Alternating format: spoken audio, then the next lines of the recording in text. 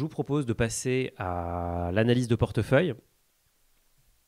Et donc, on vous a préparé 2 portefeuilles. Donc, c'est quoi l'analyse de portefeuille concrètement? Comment on peut participer?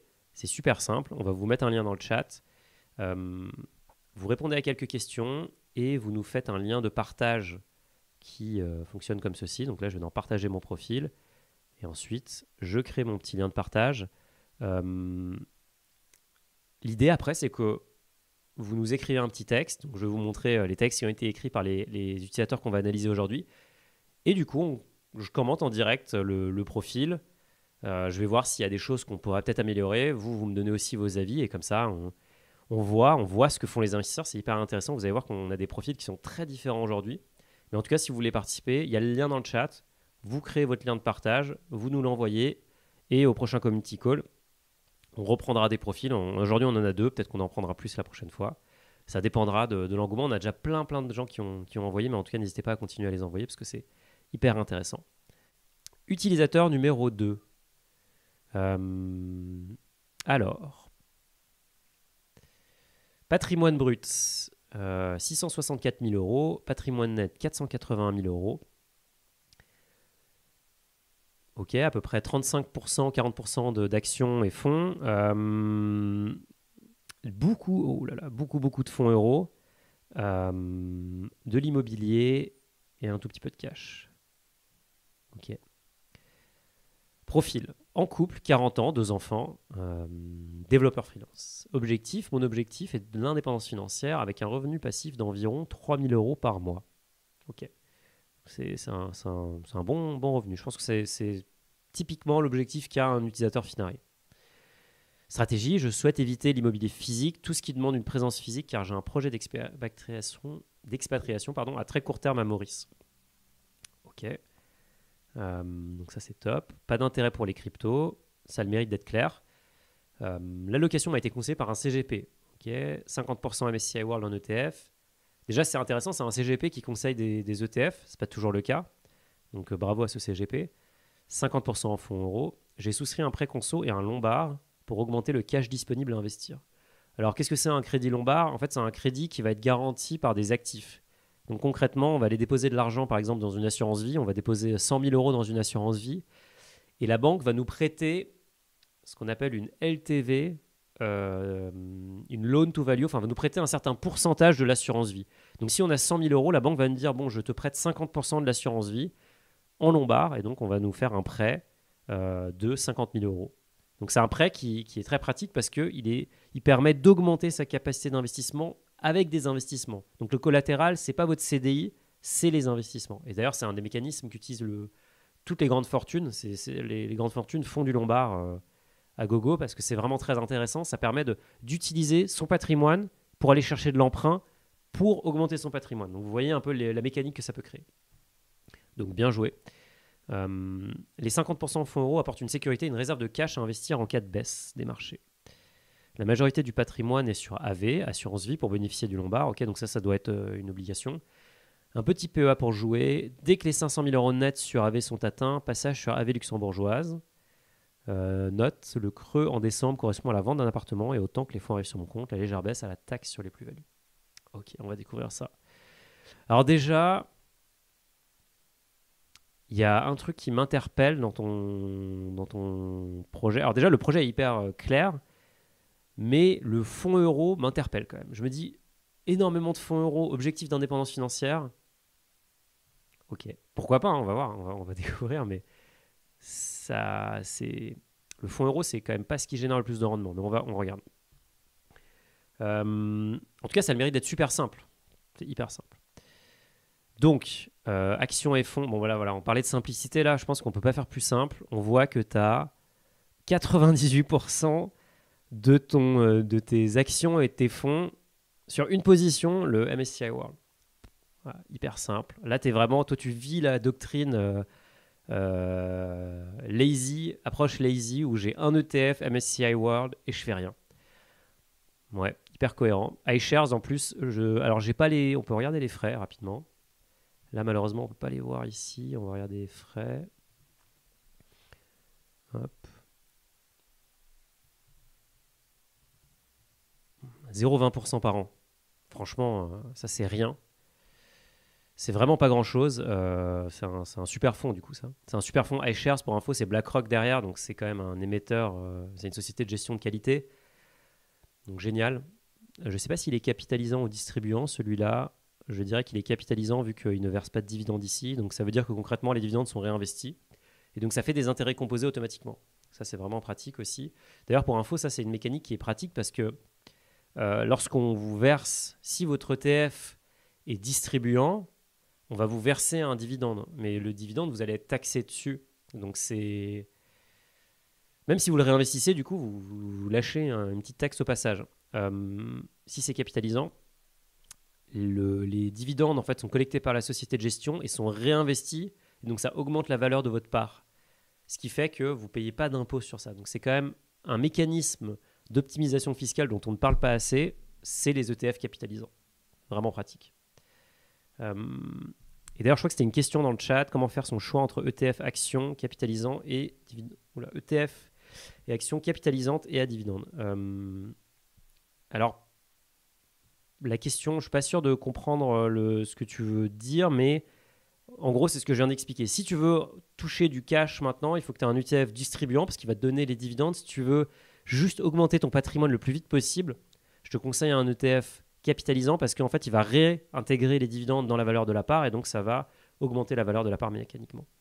Mais donc, si on revient à ce profil-là, notre jeune actif, bon bah là, c'est hyper cohérent. D'ailleurs, on va voir que, contrairement à ce qu'on a vu tout à l'heure, bah forcément, vu qu'il a que un MSCI World, il est quand même super bien diversifié. Alors évidemment, grosse partie Amérique du Nord, mais bon, ça c'est normal. Hein, ça c'est comme ça que le MSCI World est construit. Et c'est comme ça que l'économie mondiale est faite. Les États-Unis sont la locomotive. Beaucoup moins d'Europe. Là, vous voyez, tout à l'heure, on était à 98%. Là, on est à 22%. Donc clairement, on est sur l'Europe représente beaucoup moins aussi. Un petit peu d'Asie, un petit peu d'Océanie. Alors ça, c'est ce que reprochent pas mal de gens au MSCI World, c'est qu'il y a trop de tech dedans, parce qu'il y a les Google, il y a les Meta. C'est vrai, il y a du Tesla aussi. C'est vrai que si on est un peu, si on est frileux vis-à-vis de la tech, c'est vrai que le MSCI World pose problème. Mais bon, dans les marchés aussi, la tech est quand même un formidable moteur de croissance. Donc en tout cas, franchement, là, moi, je vois pas grand-chose à redire. Je me demande pourquoi tu vas aller sur une AV luxembourgeoise, enfin une assurance vie luxembourgeoise que tu mets là. Pour information,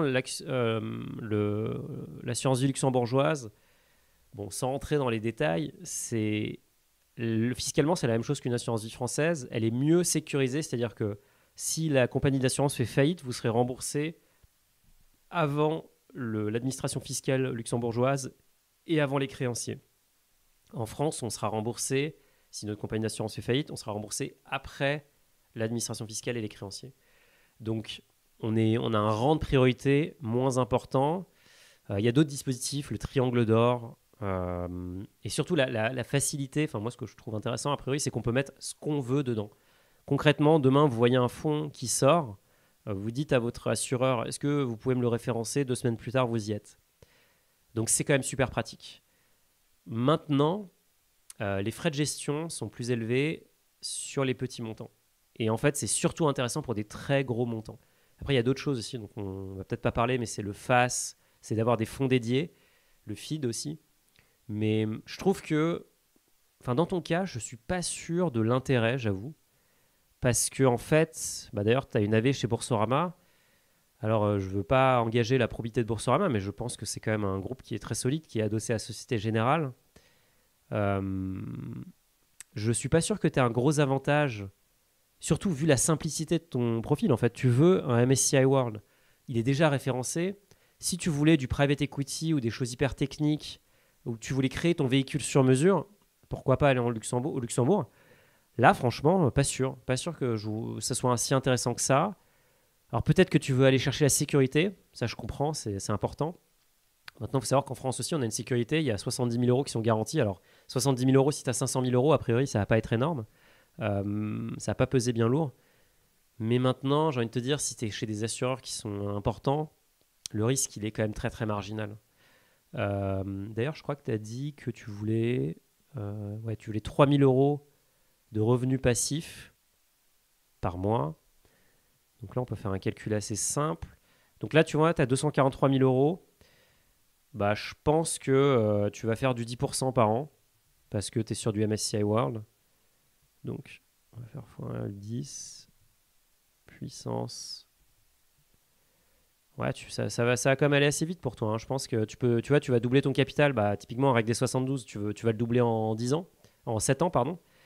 Donc, si tu as 500 000 euros à ce moment-là, bah, pour te verser une rente, puisque là, ici, vu qu'aujourd'hui, tu n'as pas d'ETF qui verse du dividende, il va falloir que tu vendes des parts pour générer une rente.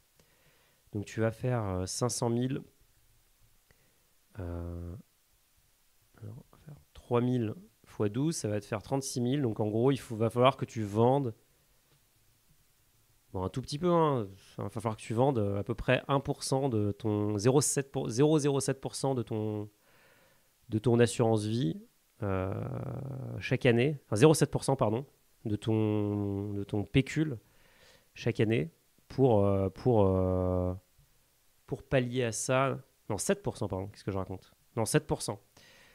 Ça fait beaucoup quand même. Ça fait beaucoup. Il faut que tu verses, faut que tu retires 7%. Généralement, on dit qu'un taux de retrait qui est sécurisé, c'est 3%. 3-4%. C'est un concept qui s'appelle le taux de retrait. D'ailleurs, on en parle dans Predict sur l'app. Là, a priori, dans 10 ans, tu auras 500 000 euros. Si tu veux retirer 36 000 euros par an, tu retireras quand même beaucoup trop vite ton capital. Après, et c'est là, à mon avis, où il y a une opportunité de dingue, c'est que tu as 200 000 euros de fonds euros. 234 000 euros. Donc le fonds euro, alors on est allé vérifier, il verse 2,30% net par an. Donc clairement, ça ne va pas peser lourd dans la balance sur le long terme. C'est sympa, hein, c'est sûr, c'est mieux que zéro, c'est moins que l'inflation évidemment, mais bon, c'est un rendement qui est bien, mais qui suffira pas, je pense, pour atteindre ton objectif. Donc pour moi, cette poche fonds euro, elle